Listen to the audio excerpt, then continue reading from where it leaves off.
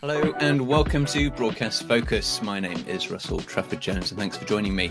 On Broadcast Focus, we talk to the people behind the media and entertainment industry. And today, I'm very happy to be joined by Neal Romanek, Editorial Director of the Flint. Hello and welcome to the show, Neal. Hello, Russell. Thank you very much for having me on.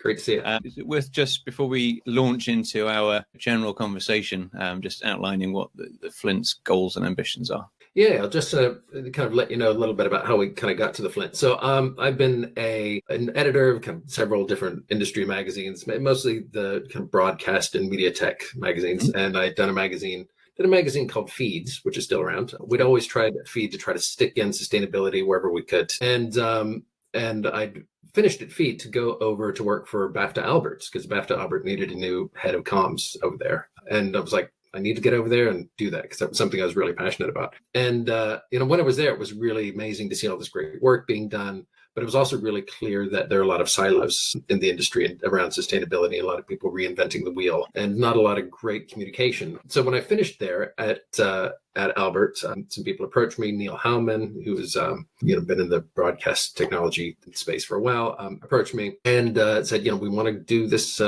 publication around ESG in the media industry. And that's how the Flint came about. And the Flint tries to be a hub. Been around now for about a year. Tries to be a hub for thought leadership, case studies, best practice, interviews, opinion for sustainability, basically from ideation and development through to distribution of content.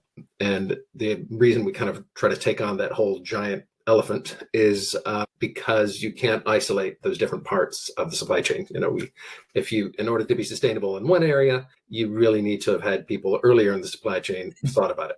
You can't just hand it off and go, here, make this sustainable, because we hear those conversations again and again. If only somebody had thought of this, before it got to us, we could have done so much more.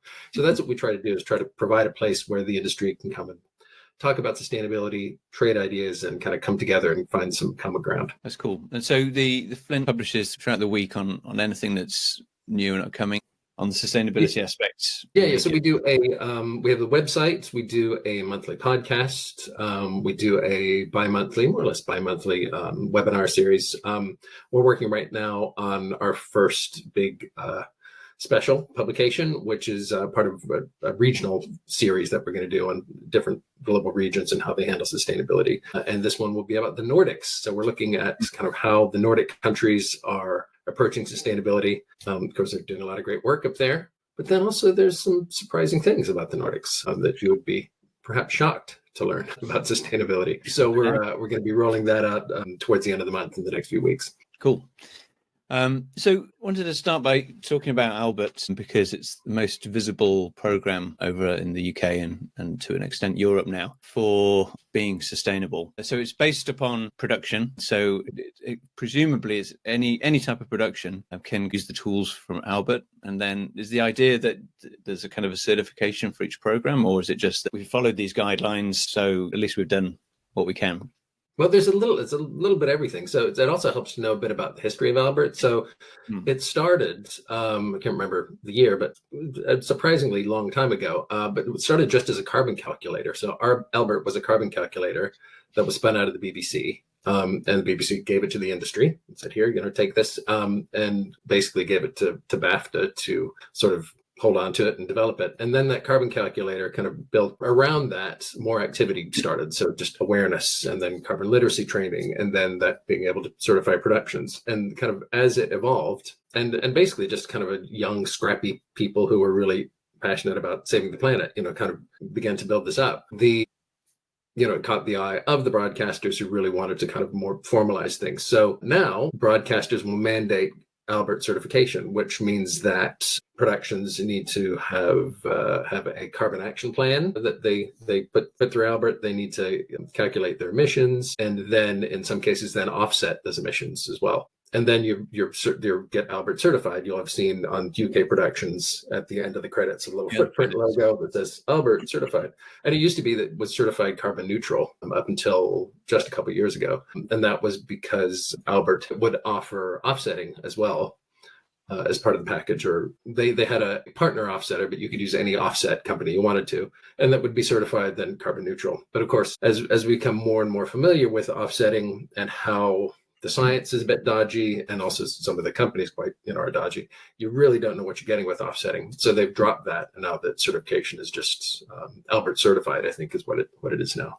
And I think that's actually an important thing, looking at those kind of certifications and industry guidelines and stuff, is that it's always evolving. And I think that's something that kind of that's hard for people to kind of to get their head around, is that, okay, we're certified, great, we're all done, but we can't keep learning more. The industry keeps changing. I think, and actually a great example is the latest Albert report. So they do their annual report. And so the report for 2023, so it's kind of the report that came out this year that looked back last year at 2023, found that the average production's emissions had gone up by 30% over previous years, which is an astonishing number. Gigantic balloon in emissions. And one of the reasons, well, they speculate, and it seems quite, that this is probably why. One of the reasons is actually there are more dramas being made, and those are larger, and so that kind of skews the emissions a bit. But also, it's just that their tools are much better, so they've kind of upgraded the tools over the years, and there's kind of a new set of tools, so the data is much more accurate, which means that in previous years, people have been undercounting the carbon they've been emitting. So it's, as things like that happen, it's like, okay, well, we didn't really know that. So it's kind of continuously evolving. You can only go on the data you've got at the time, right? And if you improve it, then, it doesn't mean you were wrong to have done and undercounted, so to speak, but if that was the info you had. But of course, a lot of it isn't just about using electricity from the mains, but as depending on where you are and as the energy mix of the country changes, then day by day, year by year, the carbon will be different as well. So that needs to be taken into account.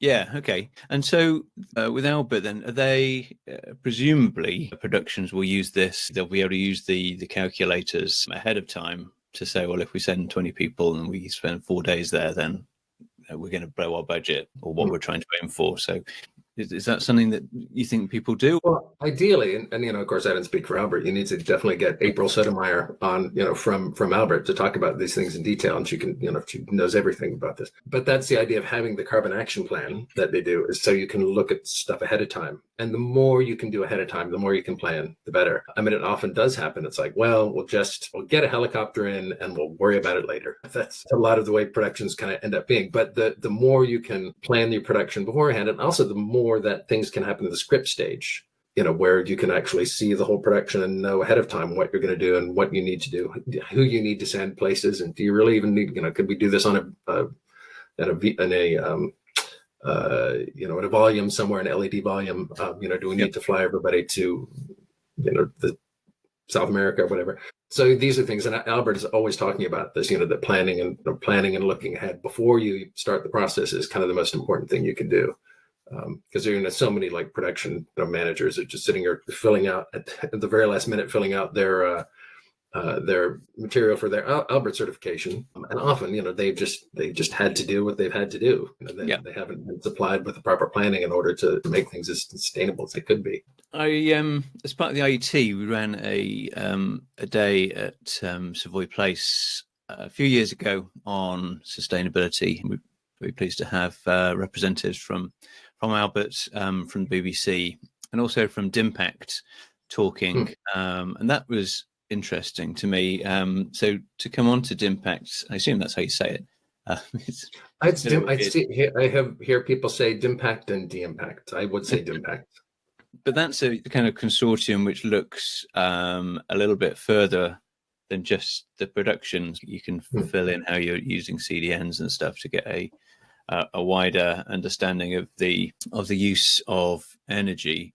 What do you know about how DIMPACT interacts with Albert? No, I'm not as familiar with a lot of what DIMPACT does, or DIMPACT, but I know that they're very much aware of that, and I think there probably is some sense at Albert of it. And again, you need to talk to April Sotomayor about this at Albert. But I think there's some sense of like, That's that side of video delivery taken care of. That's none of our business. DIMPACT is taking care of that, so we can focus on production. And of course, you're moving video around. You're moving it around in all kinds of different places, all throughout. You're using cloud from the moment you start production. Now, cloud becomes an important part of it. So if you're not thinking about cloud and CDNs and how you're delivering video as part of the mix from the very beginning, I think you're making a mistake. It becomes easy when you look at production, because you can try to reduce production to just mostly physical things that you're moving around. So flying and travel and stuff. And those are the big emitters. Those are the big,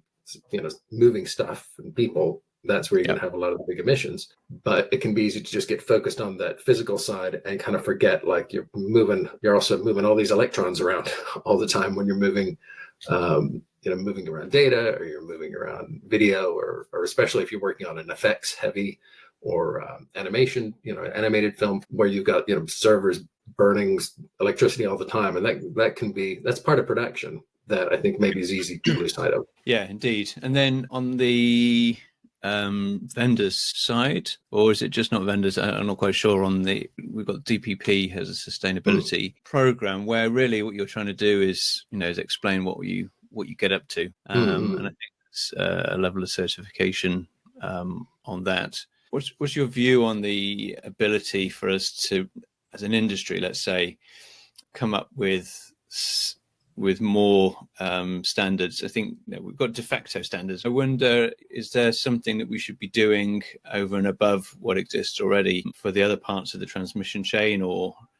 perhaps to encapsulate the whole thing? Yeah, I mean, I think there can be, with a lot of a lot of these standards, they can get very localized and kind of, again, like we talk about the silos that people get in. You can get very siloed and go, okay, well, what's our little thing that we do, and how can we make that more sustainable? And first of all, I think you end up kind of getting focused on the micro stuff rather than the macro stuff. And I think we always need to be looking at the big overarching problems and issues, and how do we solve those? So kind of rather than picking like, okay, use a war analogy, I'm fighting a battle with that person over there. It's my imperative to win the fight with that person over there. You need to sort of always be stepping back and thinking, what's the big overall objective that's going to help us win the war? And so I think it always comes back to, how do you get rid of fossil fuel usage, period? And how do you create kind of new new business models that allow you to not have to do to use those fossil fuels? And so I think it kind of often will come back to, instead of making things more efficient, the efficiency is a big part of it, which means, we'll use less electricity. But I think it's like, well, how do we avoid having to do XYZ in the first place? What if we didn't have to do that at all? And always stepping back and trying to think about what those big pictures are. And so I know the DPP standard, I believe that's self-reported. That's true. People kind of sort of say what they're doing and what not doing. And so a lot of these things are, which is great, but it can also mean that you're kind of making up what sustainability means yourself, rather than looking at that bigger picture and what's necessary to kind of win that war, as it were.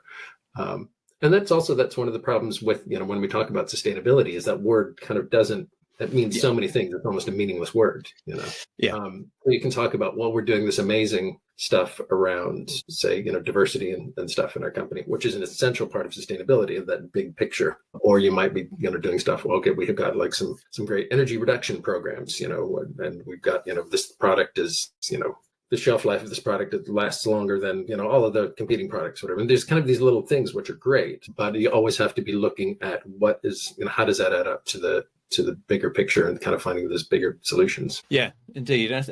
Does it make sense to try and have things which go from one country to another? So let's say it applies to North America and applies to the UK and Europe, or does it make more sense to try and bring together smaller programs? Which, I don't know, presumably they might speak better to the locale. Because they're local. So, and that's one of the things the UK is actually, I mean, if you want to get sort of cynical about it, and I frequently am, no country is doing super well, but the UK has been leading in this, and especially in this industry. And a lot of it has to do with Albert, especially, and Albert being a place where people can talk, and the broadcasters can talk with each other. And it's also just kind of the right size where the industry is small enough that everybody kind of knows each other, but it also has it punches, well above its weight globally. And so it's kind of, there's a sweet spot in terms of the UK and being able to sort of have influence and develop a lot of these things. But you're going to have very specific things in different regions. So like we're doing this focus on the Nordics now. So we're going to, publishing this thing will be out in a few weeks about the Nordics and sustainability. And they have it's a lot of green power up there, a lot of zero carbon power, hydroelectric, and Iceland, it's, geothermal. And so there's some issues there where it's like, well, it's just not an issue in terms of our mains power. Our mains power is already really low carbon anyway. But then there are other issues where there also tend to be very rich countries, so they're really over-consuming. So we're talking about, say, the circular economy and recycling and all that. Despite the fact that they do a lot of recycling, and most of that recycling goes to incineration for power, which is not great. But also because they're high consumers, it actually ends up being less than a lot of other countries.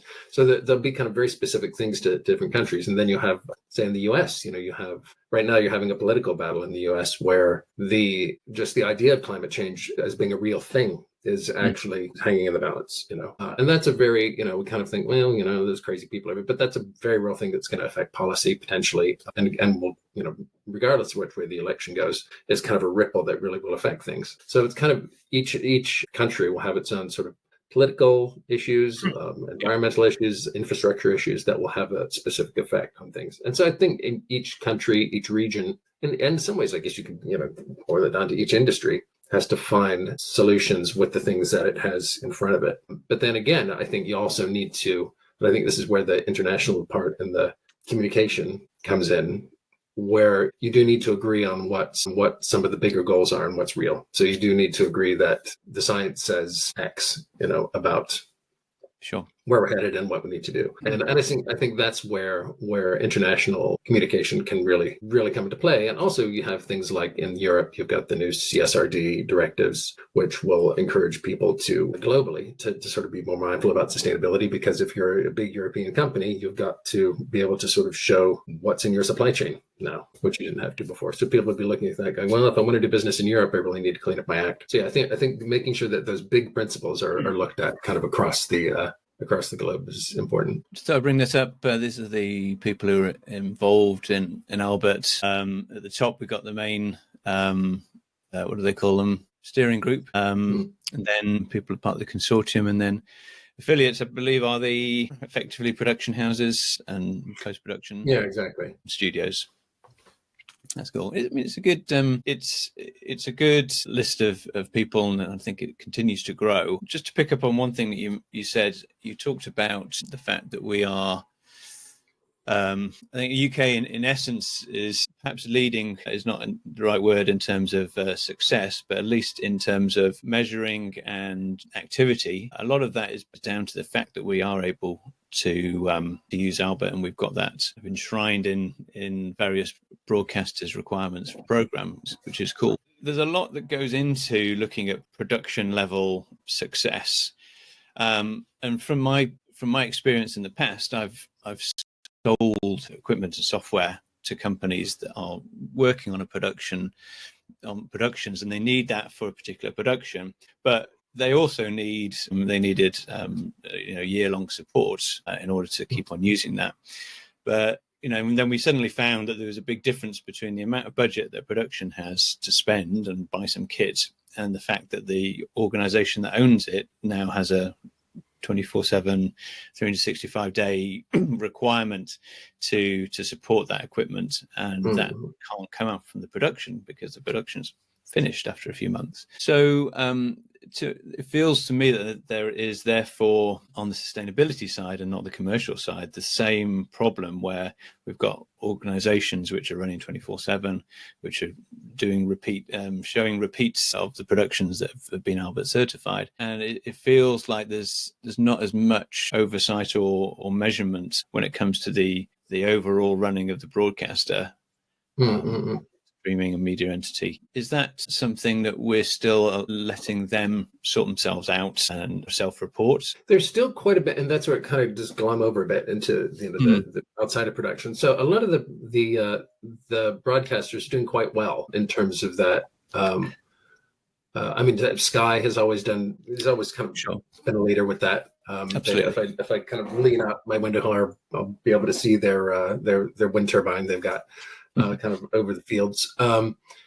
Because they're quite close. ITV as well has been doing a lot. They've just had I think a new assessment and a new sort of program kind of action plan for how they're going to do sustainability. So kind of on that bigger level, I think the broadcasters are doing pretty well in their transformations. And also you're looking at the consortium there, the Albert consortium as well also has, I think it's part of the consortium. I might be wrong about that. But there are different working groups. There's like kind of a sports working group and a news working group that will bring together the sports companies and sports broadcasters, news broadcasters, and they'll be working very specifically on those parts of the broadcast chain and kind of their problems. Because they know that their segment of the industry, they'll be aware of the problems and possibly some solutions more than somebody just coming from the outside would. So they're kind of doing that as well. But there is also a program that Albert started a couple of years ago, which is really, really good, called the Studio Sustainability Standards. Okay. And that looks at, as you would think, studios and kind of how the actual studios and facilities can be improved. And it's a rating system with quite a few different things, from environment to employee well-being and biodiversity, and a whole kind of score sheet. And it's really well investigated. So it's not just self-reporting. They really have to go and kind of show evidence for everything. And out of that, they get a rating, kind of from participated to outstanding. And the first year, I think they're now starting their third year of it. The first year they had no outstandings. I don't know if they even had any outstandings last year. I can't remember. But the idea is that you kind of keep coming back and participating every year, and you can kind of climb up that ladder. And it's been really good for those facilities to, again, look at that whole, all their infrastructure, how are they doing in terms of their energy or their efficiency in the stuff that they've built in, or their data centers and all that stuff. So that's kind of another piece that, again, doesn't kind of solve everything, but it's kind of one more thing that gives the individual studios and facilities a chance to assess how they're doing. And that's become an international thing. So it started in the UK, but now there's a couple studios in the US. There's a big studio in Culver City, I think maybe Sony in Culver City, and then some in Europe as well. So it's expanded, I think, and it's kind of a great sort of targets a really nice size of business. Those facilities, or those big, the sound stages or studios who are bringing a lot of people through. And that's going to affect those people who come through, because they're going to say, oh, look, they're doing some interesting sustainable stuff here. But also they're able to kind of, as you were suggesting, I think, kind of hold the fort and take care of some of those issues that go on, after the production has gone away. They're still kind of trying to manage that. Yeah. Here's the people who are part of DIMPACT. It's nice to see WeTransfer at the bottom there, because there you go. We're always sending files and things like that around. Yeah, so I think that overall, it feels to me like we're doing a good job in terms of starting to work out how to measure things. We know there's plenty of work left to do, but I think what we've seen from the Albert situation, where companies have started saying, well, this is what we need you to do now, is that has enabled a big uptake of Albert. And it often feels to me like the only way that really gets large swathes of the industry doing a certain thing is through effectively that RFP or that commissioning side of things. It feels to me perhaps there aren't that many programs that a broadcaster could mandate, or at least say, we'll give you bonus points if you're part of this program. I guess with that, it's a chicken and egg. If they're not there, then they're not going to be specified. I think there are some things about, again, always looking to that bigger picture and what's the and how do you make it as simple as possible. And I thought one of the things that would be interesting to have, say, for Albert, for example, is, if you kind of crunching the numbers and doing all the CO2 and the emissions, and you go, okay, there's this emissions. Our emissions are half what they were last month. Great. But if you can just do simple things like no flights, like, okay, there were no airplanes were used in the making of this show. Sure. Well, that's like something really simple and really concrete that also communicates to people. And also is a thing that, did we do that? No, we use planes. No, we didn't use planes. And it just kind of, that becomes a step change. And I think those kinds of step changes are kind of what's required, rather than just kind of whittling away a little bit at a time of this thing to try to make it smaller and smaller. How can you do a big leap like that. So I think it's kind of looking for what are those big step changes kind of technologically are, but also kind of in how we work. And I know there are some, like the roadmaps, for example, for Wales. There's a program called Screen New Deal for Wales that has a path for decarbonizing and stuff. And it's pretty rapid and pretty good. And there's Film London has come up with a similar thing for kind of London power and energy. And again, it's kind of, decarbonizing, but you do at some point do have to kind of pull the Band-Aid and say, okay, how do we do something completely different? And I think COVID has been obviously a great example for that. And one of the, if you're going to try to find the silver lining there, it is that thing that's showing people that, like, no, you can, if you have to, you can change your whole business over the weekends if you really have to. Because people were forced to really rethink how they did everything. And it was like, that was kind of a pain, but we kind of did that. And then and there are just sort of lessons that came out of that. I think sometimes where you're looking for those, where can you make those big giant changes? And I think people who can make those actually will be, the business side will be way ahead, because they'll be able to sort of, rather than the sort of slow evolution, they'll be able to make these big leaps forward. And just out of fairness, this is the DPP's roster of participating companies. So lots of vendors there, which I think is really good. I just hope that continues to grow. Yeah, and it's interesting to see, like, sort of at the DPP and kind of a lot of these organizations, how small the sustainability team is and how much work they're doing. So I know that it's only, really one kind of major central figure over there at DPP who's really kind of driving a lot of sustainability. And that's kind of the way it often happens. There's sort of a handful of passionate people that really can create a lot of change. And, there's not always a lot of money being put into those departments. I think one of the things that, will get some change, and there was a discussion at IBC among some of the CEOs of some of the tech companies about sustainability. That was at the Media Tech Sustainability Series event that they did. And it was mentioned that, one of the things that can really bring change is legislation and regulation. That will bring kind of big changes. So you do have, like, we don't have enough money to really hire a really big sustainability staff. And we was talking to somebody from a kind of well-known analyst recently, and he was saying, but when there's legislation, the money is suddenly there. The money magically appears, sometimes a lot of it, if there's legislation or the threat of legislation. So it's like there's money there, but it may not voluntarily come out. But if there is regulation, that comes about, or legislation, that money will appear magically. Exactly. Well, thank you very much for talking through these topics. I think it's important that we explore them, and hope that we can make progress. Just wanted to say that I couldn't make this program without Becky and Fiona at Page Media, so thank you to them for supporting this channel. Thank you, Neal, for being on the show. If you liked this, then please do make sure you're subscribed. It's always possible to tick the like button unless you've already done it, in which case you don't need to worry about it anymore. But Neal, thanks for being on the show, and I hope to speak to you again soon. Thank you so much. It was great to talk with you.